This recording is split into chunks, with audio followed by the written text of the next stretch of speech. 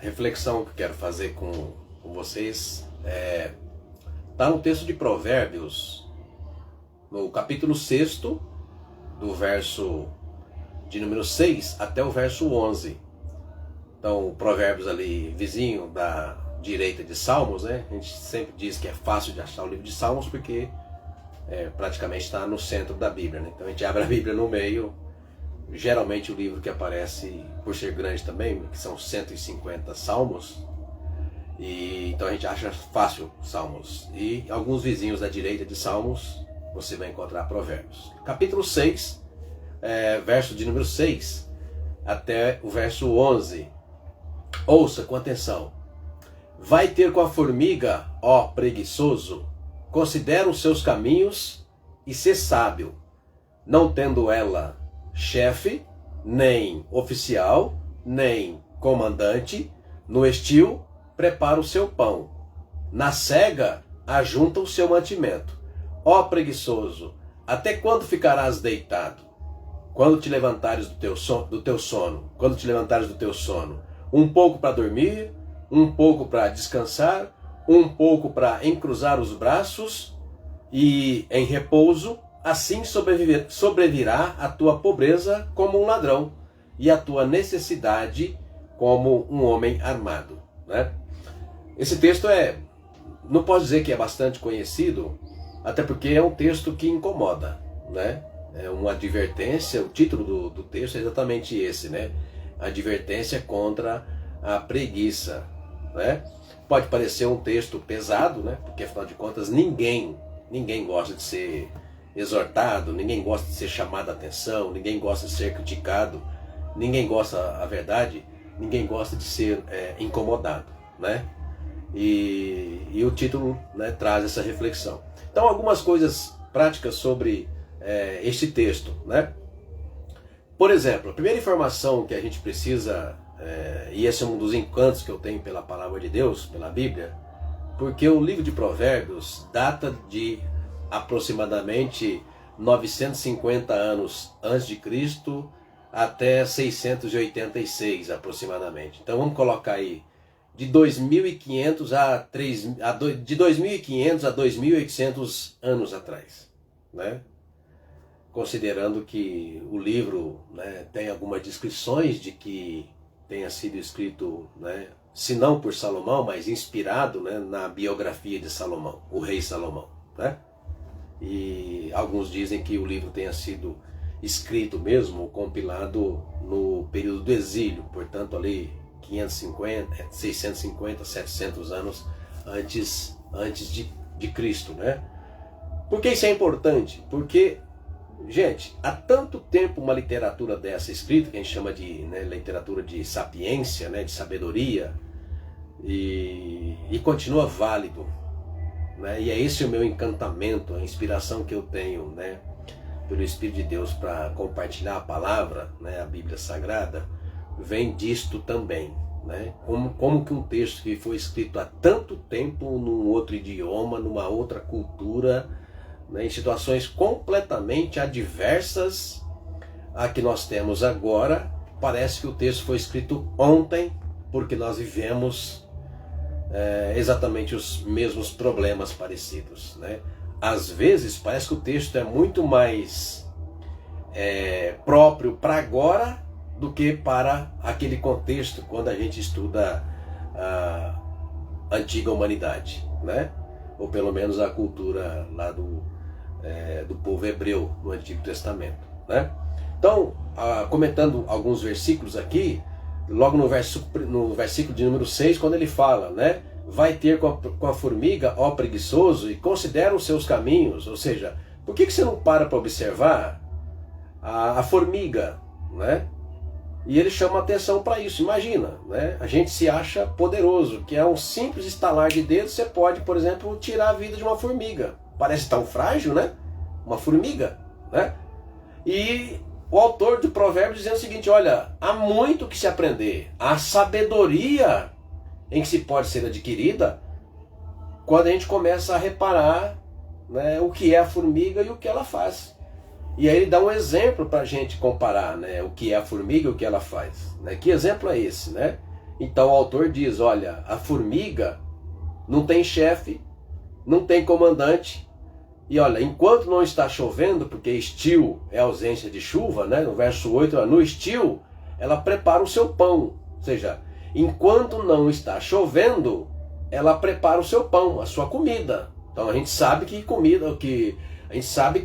a formiga faz o quê? Né? Ela, o tempo todo ela vai pegar a comida e vai levar para o quê? Para o seu casulo. Você vai entrar nos buracos e ali vai alojar a comida. Por quê? Porque quando vem a chuva, por ela ser muito, claro, leve, a chuva vai destruir tudo. Então onde ela se abriga? Aonde? Nos buracos, aonde ela terá segurança de não ser atingida pela chuva, pela água, né? Então ela diz, olha, enquanto está em tempo de estio, ela prepara a sua comida, está pensando no quê? Manutenção da vida. Manutenção da vida. Então quando vier a chuva, né, eu não posso trabalhar, né? Então ele fala, aprenda com a formiga, porque inclusive ela diz, olha, não tem nem quem manda para fazer. Né? Ela faz porque é uma consciência de sobrevivência, né? E então não tem chefe, não tem comandante, e no entanto ela junta o seu mantimento para os dias em que ela não terá condições de trabalhar, né? No verso 9, ele aplica, né, em sentido contrário ao da formiga, a vida humana. Aí ele vai falar para a pessoa, né, para a pessoa humana, verso 9. Ô preguiçoso, até quando você vai ficar deitado? Né? Até quando você vai entender que a vida não é só dormir? Aí ele fala, tudo bem, ele compara ao sono, mas tem mais coisas, né? Ele fala, ó, um pouco para tosquenejar, a ideia de, olha, vou descansar um pouco mais, já acordei, não estou mais dormindo, mas eu ainda estou, tipo, deitado na cama, sem ânimo, olha, eu estou deitado no sofá. Ou hoje eu diria, não, olha, eu estou aqui, né, zapeando, ou mexendo um pouco no celular, né?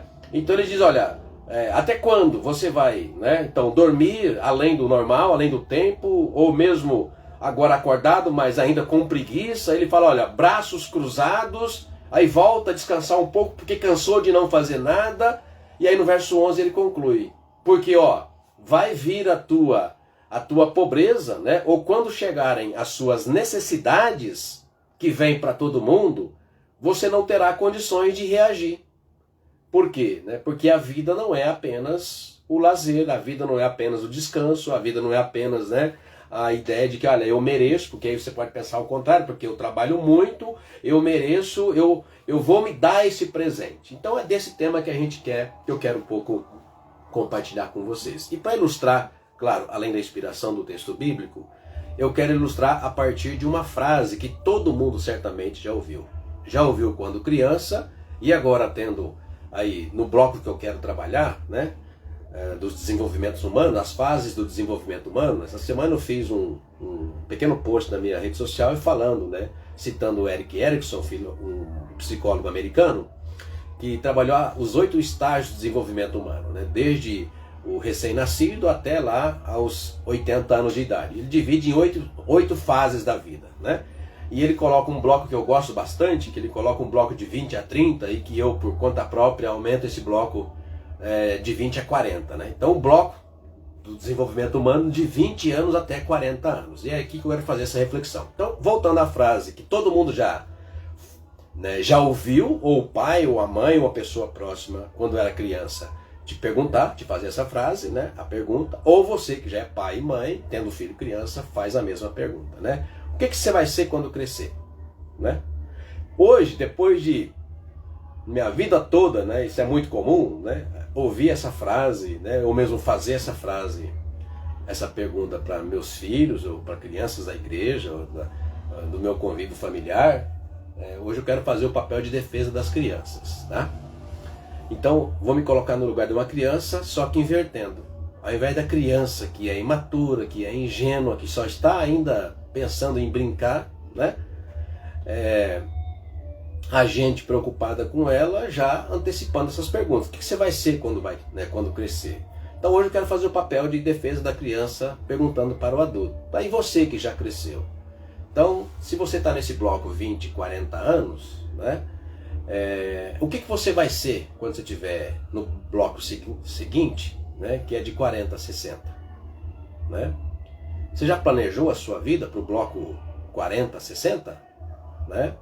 Porque a comparação que eu quero fazer é que quando a gente, na situação, né, de maturidade, situação já de pessoa adulta, forte, né, força física, para aqueles que já fizeram curso superior, ou para aqueles que já têm um emprego, né, a gente, literalmente falando, né, no alto da nossa estatura, olha para baixo, contempla a criança pequena, e aí lá embaixo a gente diz, né, olhando para baixo, numa situação de domínio, né, o que você vai ser quando crescer, ou seja, o que você vai ser quando tiver o meu tamanho, né? Tá, então o desafio para nós hoje é, nós que já estamos no nosso tamanho, a gente olhar para cima. Não porque vai crescer fisicamente, claro, mas porque nós vamos o quê? Se Deus nos der vida, a gente vai chegar no bloco também de 60 anos. Ou, claro, né, com saúde, todo mundo quer viver o tempo mais que Deus nos der de vida, né? Ou até o último estágio, que o Eric Erickson vai chamar de 80 anos, né? Pois bem, a comparação que eu quero fazer com a exortação que o autor de Provérbios usou para fazer, usando a figura da formiga, é para nós que estamos nesse bloco. Eu já passei do bloco 20 e 40, estou com 53, né? Mas a comparação que a gente vai fazer é, se no tempo de estio, no tempo de ausência de chuva, mesmo não tendo chefe, mesmo não tendo comandante, a formiga trabalha pensando no dia da chuva, e que na chuva não se trabalha, pelo menos a formiga não trabalha, porque ela morre, né? Então, pensando no dia de amanhã, quais atitudes que a formiga tem para prover o dia de amanhã, né? Então, usando a mesma metáfora, e ao mesmo tempo a pergunta feita que a gente faz, a pergunta que a gente faz para os nossos filhos, ou os nossos netos, quem já tem, né, para as crianças, é: o que você vai ser quando crescer? Então a pergunta para nós que já chegamos, nós já crescemos e já estamos no bloco 40, ou no meu caso no bloco 40, 60, né? O que nós fizemos no bloco 40, 60 para chegar como nós chegamos agora? Ou no meu caso, né, o que eu estou fazendo para quando eu chegar aos 60? Ou mais, o que eu estou fazendo para, se porventura eu chegar aos 80? Né? Então, a semelhança da formiga, a gente sempre precisa pensar, né? Bom, se ela não tem chefe, se ela não tem comandante, ela é o seu próprio chefe. É ela quem produz as suas próprias leis, as suas próprias ordens. E é nisso que a gente se perde um pouco, nós adultos, nós seres humanos, né? Por quê? Porque a gente tem a tendência, né, de resumir a nossa vida ao hoje, né? E tem centenas de passagens bíblicas de Antigo e Novo Testamentos que nos exortam acerca de planejar a nossa vida, da gente saber que mesmo a gente crendo em Deus e tendo fé, mesmo a gente crendo na doutrina da provisão de Deus, da providência de Deus sobre as nossas vidas, né, existe uma clara, nítida orientação da palavra de que aquilo que compete a nós fazermos, nós é quem teremos de fazer, né? Então, se a pergunta que agora essa criança faz para nós adultos, né? Quais foram as decisões que você tomou no bloco 20 e 40 para ter, se você tem agora como eu 53 anos, ou 55, ou 60, né? Refletindo nesse bloco 20 e 40, quais foram as decisões que você tomou no bloco 20 e 40, portanto não tendo chefe nem comandante, já que você é uma pessoa madura, adulta, e por aí você toma suas próprias decisões, né? Quais foram as decisões que você tomou no bloco 20 e 40 para ter agora o resultado que você tem? Percebe? Né? Então, essa reflexão é extremamente importante para a gente perceber que, apesar da gente crer em Deus e crer na provisão do Senhor, existem decisões que a gente toma na vida que vão alterar o nosso futuro, né, substancialmente. Eu costumo dizer que decisões boas, né, nos trazem frutos e benefícios pensando nas próximas décadas da nossa existência, né? Na linguagem da formiga seria, olha, pensando no dia de chuva, no dia que não se trabalha, né? E ao mesmo tempo, não tendo chefe e nem comandante, a gente precisa ter uma lei interna que a gente chama de responsabilidade e também de planejamento, sabendo que a gente vai chegar num tempo em que não terá a força física e condições de fazer com a mesma habilidade, força física, energia e motivação o que se é possível fazer no bloco 20 e 40. E aqui eu vou dar alguns exemplos práticos, né? Como eu já disse, pela terceira ou quarta vez, repetindo, tenho 53 anos e nos últimos, vamos colocar assim, quando terminou o meu bloco 20 e 40, né, então 13 anos atrás, eu começo a reparar, né, que com 40 anos eu tinha uma energia ainda de jovem mesmo, né, de jovem. Claro que com 20 é uma força física, só que com menos, né, menos maturidade. Com 30, um pouco menos de força física, mas mais maturidade. E com 40, muita maturidade, entendeu? E que um pouco menos ainda de energia física. Agora com 53 anos, é impressionante, né? O quanto a gente amadurece intelectualmente, a gente aprende a discernir o que está à nossa volta, a gente começa a valorizar a importância de um planejamento da nossa vida, vida pessoal, vida de casado, vida de família, vida financeira, tá? É impressionante a habilidade que a gente adquire com essa idade para pensar nisso. A gente chama isso mesmo de maturidade. Só que não mais com a mesma força física e disposição do bloco 20 e 40. Então hoje, para fazer as mesmas coisas que eu fazia 13 anos atrás, eu demoro muito mais tempo. Eu canso muito mais. Quer um exemplo? Muitos de vocês já sabem. Eu moro aqui em São Paulo e trabalho na Praia Grande. Da porta da minha casa até na porta do meu trabalho, na Praia Grande, na escola, dá 75 quilômetros. E o meu trabalho, ainda que seja meu meio período, eu preciso viajar para trabalhar. Então, 75 quilômetros para ir, 75 quilômetros para voltar. Então, são 150 quilômetros diários. Faça sol, faça chuva, entendeu? Calor ou frio, eu preciso fazer essa rotina, né? E só estou há 2 anos fazendo isso. Mas, 6 anos atrás, eu morava no Paraná e trabalhava em São Paulo. E eu viajava na segunda, voltava na sexta. Então, eu andava 1.000 quilômetros por semana. Fazia isso tudo, né, com muita disposição. E agora, com 53 anos, eu vejo muito mais cansaço. Então, eu saio de casa, né? Quando agora eu estou fazendo uma dupla jornada, eu estou saindo 5 horas da manhã de casa para fazer a dupla jornada. Isso é segunda, terça e quarta. Então, segunda, terça e quarta tem dupla jornada. Eu entro às 7 da manhã e saio às 7 da noite. Quando eu chego em casa, 8h30 da noite, eu estou, quando a gente fala, né? Eu estou um bagaço, né? Então, uma pergunta que eu tenho me feito é exatamente a seguinte, que eu quero colocar para você e levar você também a uma reflexão pessoal, né? E se eu tivesse que fazer isso, que eu já estou cansado agora, sentindo cansaço para fazer com 53, e se eu tivesse que fazer isso com 70 anos de idade? Considerando que esse meu trabalho é a única fonte de renda que eu tenho, né? Então imagina. E olha que o meu cansaço é físico porque eu preciso viajar. E eu viajo de moto, vocês sabem, né? Eu viajo de moto. Então imagina, né? Imagina fazer isso com 70 anos. Então é claro, eu não terei condições. Se com 53 eu já me sinto muito cansado, imagina com 70 anos. Então o meu planejamento foi para que com 65 anos eu me aposente, já que é um serviço público, né? A legislação me permite então planejar a partir daquilo que ela oferece, né? Então percebe, a gente fazendo essa leitura, a gente entende aí, a palavra mais para você no bloco 20 e 40 é não esquecer que todos nós, todo ser humano, se Deus der vida, vai chegar a essa fase da vida. E é nessa reflexão que eu quero que você se sinta desafiado, tá? Que quando você chegar nesse bloco de 50 anos, 55, 60 anos, você não terá mais condições físicas de fazer as mesmas atividades que você faz no bloco 20 e 40. Tá? Exemplos também, né, práticos.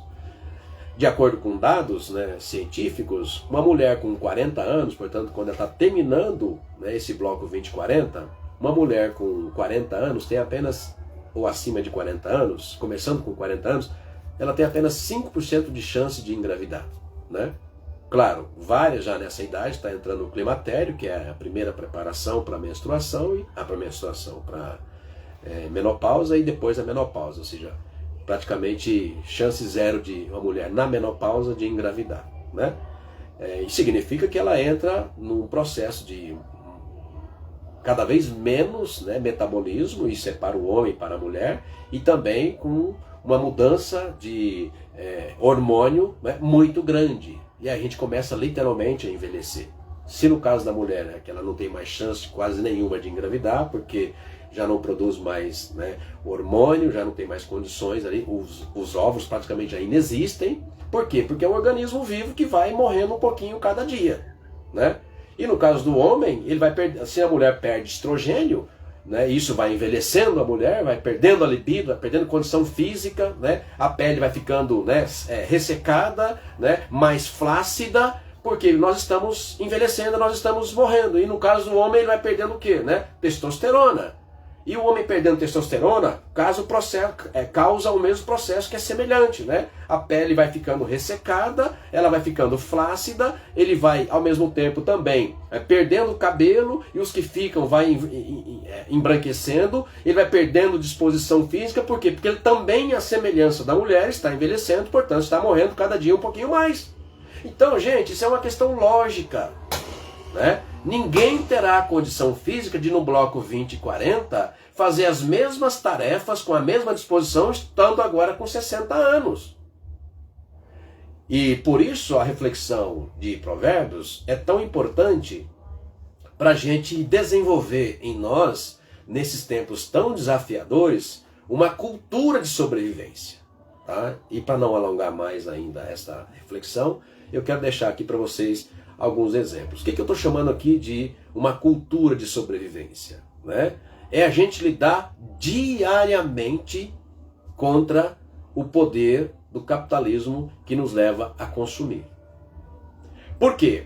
No tempo que nós estamos vivendo, a felicidade humana está objetivamente ligada a coisas, e coisas que podem ser compradas, coisas que podem ser adquiridas, né?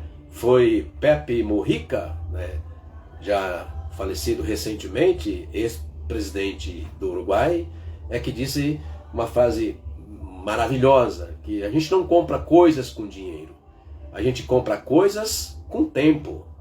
E para você adquirir dinheiro, você precisa de tempo. Tempo do quê? Tempo de vida.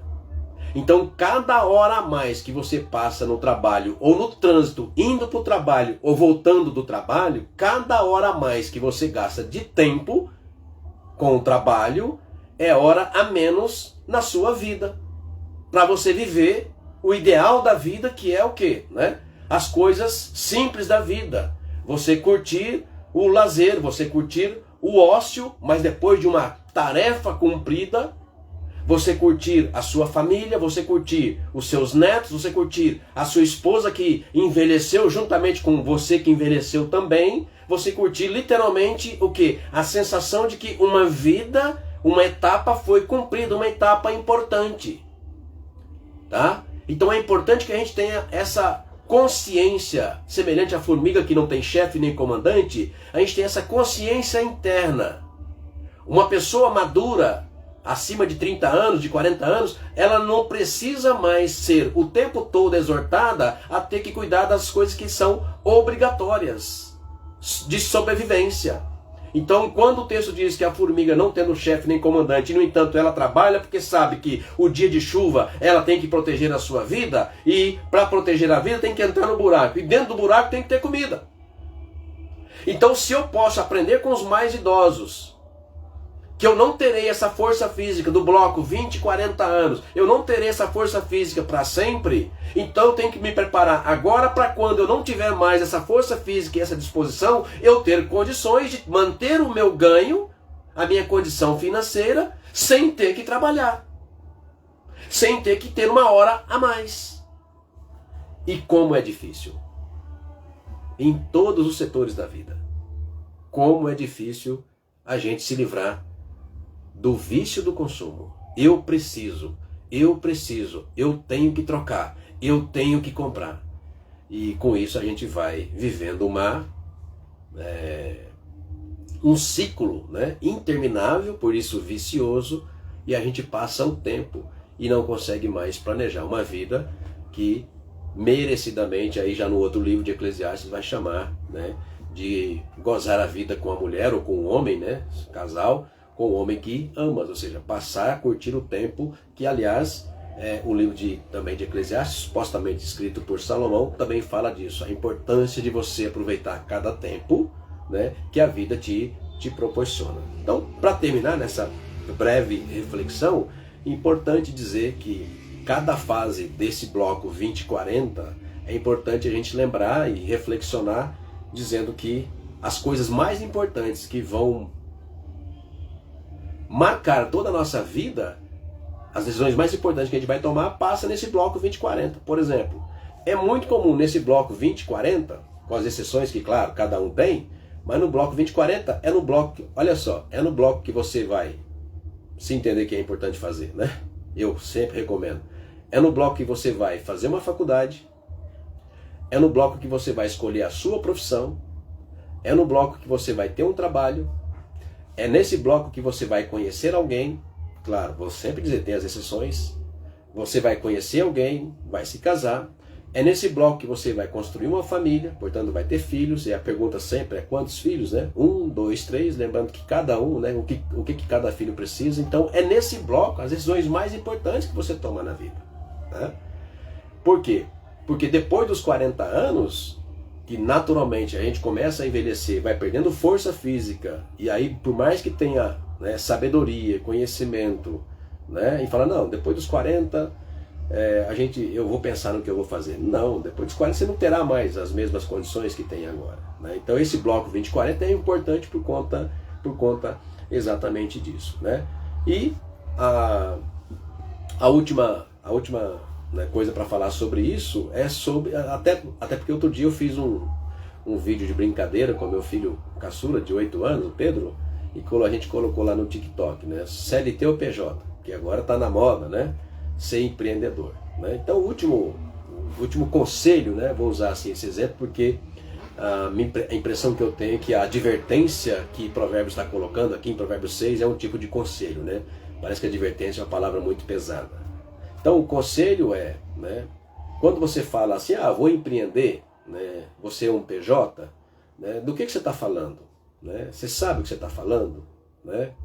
Você sabe fazer diferença entre CLT e PJ? Você sabe quais são os direitos que você tem quando você é CLT, né?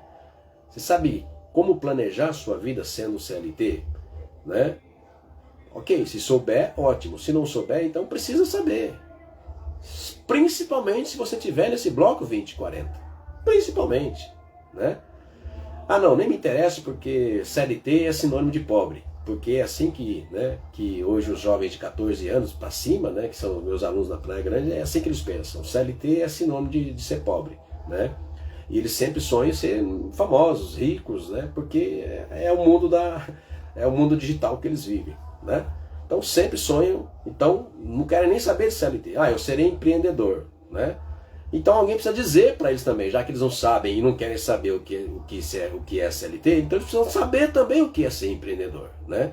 Então o que é ser empreendedor, né? É montar uma empresa, mas você vai montar uma empresa com o quê? Com que dinheiro? Com que formação, né? Com que capital, né?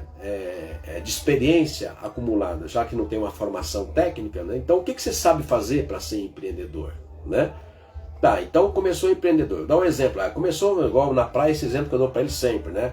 Começou a vender refrigerante e água na praia, né? Então, ok, você tem lá, começa com R$100, né? Aí na primeira semana ganhou R$500. Então você aumentou 5 vezes o seu capital. Então agora você consegue comprar mais coisas e vender mais coisas. Então você está indo muito bem. E o exemplo que eu uso para eles é, de repente você sofreu um acidente. Não, mas eu sou cuidadoso. E é aí que vem o texto de Provérbios a nos orientar, né? Por mais cuidado, né? Por mais cuidado e prudência que a formiga tenha, ela não pode evitar a chuva, né? Ela não pode evitar a chuva. Então, por mais cuidado que você tenha, né? Você vai atravessar a rua com cuidado, vai fazer sempre com cuidado, mas nós estamos expostos a um número enorme de situações que não dependem de você, né? Então, por mais cuidado que você tenha, você pode ser assaltado. Por mais cuidado que você tenha, você pode desenvolver uma doença. E se nada disso, com a graça de Deus, se nada disso te atingir, você nunca foi assaltado, você nunca foi atropelado, não passou por nada disso. Uma coisa é certa, você vai envelhecer. Tá? Então, você trabalha das 8 da manhã até o final da tarde, 6 horas, 7 horas da noite, na praia vendendo, você tem um lucro de 200 a 300 reais por dia. Lucro. Trabalha que nem louco. E é força física, porque você tem que carregar aquele peso, tem que andar na praia, e andar na praia é difícil, na areia, você sabe, né? Então é um trampo pesado. Então, sendo jovem, com 20 anos, você faz isso com tranquilidade. Com 30, vai fazendo com menos, né, com menos energia, mas vai fazendo. Com 40, você vai fazendo. É a pergunta aí, quando você tiver com 60 anos, você vai conseguir? Percebe? Então, o que você precisa fazer no bloco 20 e 40, para quando naturalmente, se você não for assaltado, se você não sofrer um acidente, se você não desenvolver uma doença, né, mas naturalmente você vai ter menos condições de ânimo, de força física para trabalhar, como estará a sua vida depois dos 60 anos, percebe? É isso que o texto de Provérbios quer nos alertar acerca de cuidados que nós devemos ter, independente de ser exortado por quem quer que seja. Né? Ou seja, não precisamos esperar alguém ficar o tempo todo nos cobrando acerca das responsabilidades que a gente tem que fazer, né? E ter. A gente tem que ter responsabilidade, crer sempre na provisão do Senhor, mas a responsabilidade é aquilo que você tem que fazer, Deus não vai fazer por você.